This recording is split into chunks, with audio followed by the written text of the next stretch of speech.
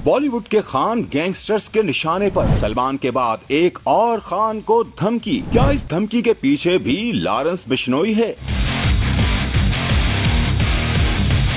भारतीय film industry के मारूफ अदाकारों को जान से मारने की धमकियां मिलने लगी। पहले सलमान खान, अब बॉलीवुड के किंग शाहरुख खान भी गैंगस्टर्स के निशाने पर आ गए।